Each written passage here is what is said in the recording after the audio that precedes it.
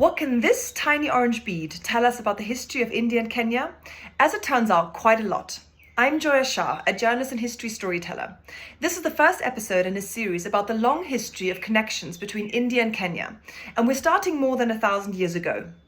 For a long time, historians believed that direct links between India and Kenya were really limited before the 15th century. Written sources are sparse, and travelers like Ibn Battuta say surprisingly little about contact between the two regions. But recent archaeology is really changing that picture. At the Swahili settlement of Manda, archaeologists uncovered several small reddish-orange beads made from carnelian. Carnelian is a semi-precious stone found in many different places, but historically one of the most important sources is in Western India, especially Gujarat. Carnelian was, for instance, used throughout the Taj Mahal as decoration. The beads found at Manda can't be dated themselves, but the settlement is now dated to 600 AD.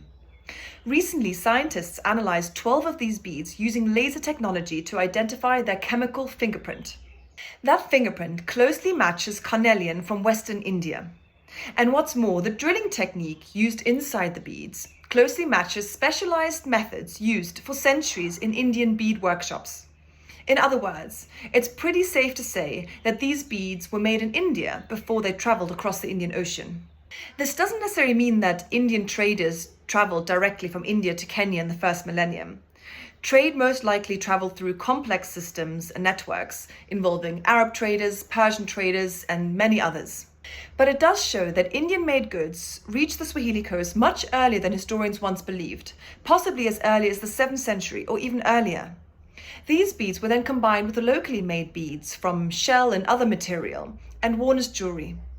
Some of the beads even show signs of long use, suggesting that they were important enough to be passed down for generations. For archaeologists, these beads tell us about much more than just trade. They illustrate how imported objects became part of everyday life on the East African coast, and how two vastly different cultures shared similar ideas about beauty, prestige, and status. And they offer a rare glimpse into women's lives, because jewelry is one of the few material traces that can be linked to women's spaces in the past. If you want to hear the rest of this mini-series, or other stories on East Africa's past, follow along.